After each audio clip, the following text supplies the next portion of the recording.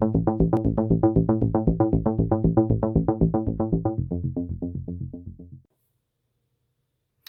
everyone, welcome back to my channel. Today, well, first off, I hope everybody had a happy Thanksgiving and a great time with your loved ones, or you just is having so far a great weekend. So today I'm reviewing the chapter 13 of The Mandalorian. This is titled The Jedi, and of course, as always, this will be a spoiler review. So if you haven't watched the episode, be sure to watch it and then come on back. So this was a really great episode. I love it. Brought back some big characters, and we get some big revelations in this. So this episode, so it starts out on the planet of Corvus. It's like it doesn't wasteland. It's supposed to be a forest planet, but you can tell there's been a lot of war and conflict. It's all the force is all burned out and everything, and there's some mercenaries out there, and they're going. And who do we come across? But Ahsoka Tano, played by Rosario Dawson. I thought she did a great job in this. I think it was perfect casting to have her as Ahsoka, and so she's got her double lightsabers going and just taking out these fools left and right, just like she did in in Clone Wars and in Rebels.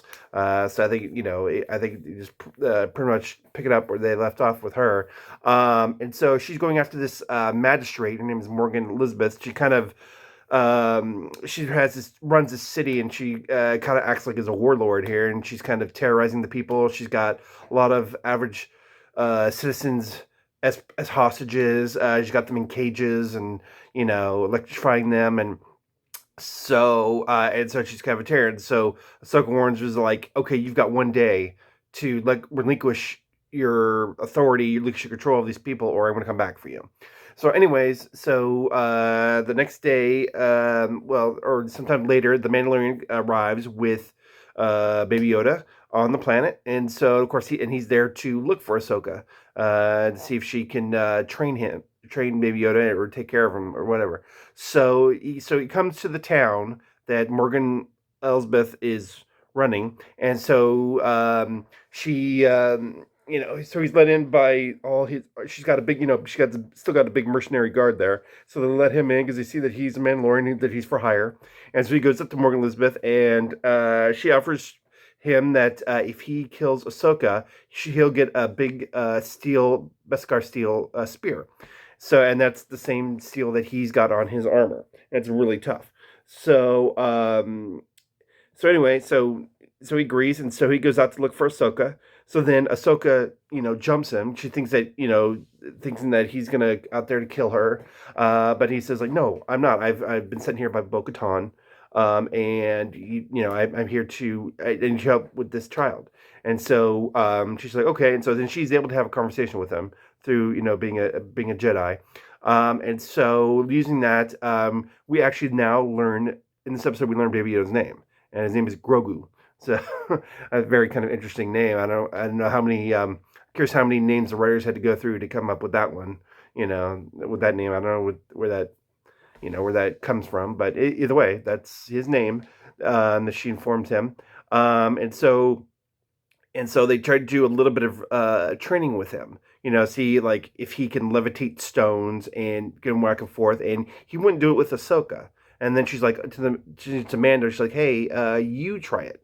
You try to have him levitate a stone to you and see if it works." And it ended up he did. So she proved like, okay, Grogu, the child, now it has a strong attachment to you, so he sees you kind of as a father figure. So unfortunately, I can't train him because he's got too much of that attachment to you, and a Jedi can't have attachments like that, or it just won't work. Unfortunately, she heavily implied of what happened to Anakin when he had too much attachment elsewhere. It led him to the dark side, and so that's what kind of she's afraid to happen with him. And so anyways, she but he kind of convinced her like, hey, please, come on, please help me. And so she's like, okay, well, if you help me defeat Elsbeth, I'll reconsider. So they go to that town, and then this is a pretty boss fight, because she comes in, she takes out the guards on the tower, and then the other mercenaries go after her, and that distracts them. And while they're distracted, Mando comes in, takes out some of the guards, and frees a lot of the prisoners. too. And anyway, there was this old Asian man that's been there throughout the episode, like when he first encountered Mando when he first came, and so he helps Mando release some of the prisoners there. Anyway, so she gets through with his help, and then she goes to fight Elsbeth, and so they have a pretty badass fight because she's got the lightsabers, and Elsbeth's got that Beskar steel that can take the blows of a lightsaber, which is pretty awesome. I mean, hardly anything can ever take the blows of a lightsaber. Just I guess except Beskar steel. So they have a big fight, and while they're having the big fight, the main mercenary outside the gate, he comes up to Mando and it's like, "Hey, let's make a deal. Like, we'll bet on who wins, of there. And if the Jedi wins, your woman wins, then I'll surrender, and it. So we'll see. And so, anyways, they have the fight goes on, and eventually, Ahsoka bests Morgan. And so while that happens, back to where Mando and then the other mercenaries like, okay, I give up. Looks like he's putting down his gun, to screen him up. But then of course he's got another gun holstered. He tries to pull out on Mando, but of course Mando's fast arm draws and shoots him dead. So that was a pretty cool scene. So anyways, but it's interesting what Ahsoka said to Morgan. She's like, "Where's your master, Thrawn?"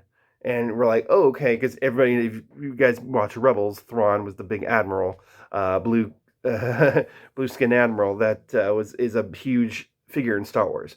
So it's awesome that they're gonna bring back Thrawn. So they're bringing back, see how they're doing to bring back these fan favorites. But it's cool because it seems natural to the story. So I really like how they're doing that. Anyway, so afterwards, he's on the ship, and she still comes up to him and says, "Unfortunately, I still can't train Grogu because he's too attached to you." But what she recommends is that they go to an ancient temple on the planet Tython. He can with the temple there, and he used the Force there to decide his own fate.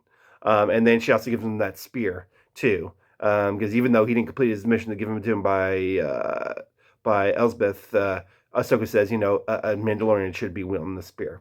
So either way, so this was, all in all, this is a really awesome episode. I love the fact, Ahsoka's an awesome character. There's a reason why she's a fan favorite, and Rosario Dawson was perfect casting. So and then of course now we learned Baby Groot's Baby Yoda's real name, Grogu. So so a lot of new revelation, and then we also learned that Thrawn is still out and about. So overall, I thought this was a really cool episode. The only thing I was wondering too is like, okay, so Ahsoka's around. This is supposed to be several years after Return of the Jedi. Why has she never gotten together with Luke? She's a Jedi. She could be, again, he's starting a new Jedi Academy at this time. Why didn't she ever get together with Luke? And she could be like a big, great mentor to Luke. Kind of, establish that plot. But of course, since she was never in the movies, I guess that would kind of create a problem.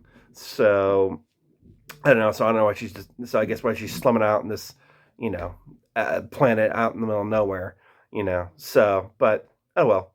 But other than that little final logic there, I really enjoyed this episode. I really enjoyed this, so this is the 5th episode. So I'd love to see how the next 3 episodes happen. While it happens, it all goes down. I can't wait to see it. So once again, everybody, thank you so much for thanks for tuning in. And once again, I hope everybody had a great holiday here in the States. And once again, please like, share, and subscribe. And if you've seen the episode, leave a comment. All right, thank you so much. Have a good one. Bye bye.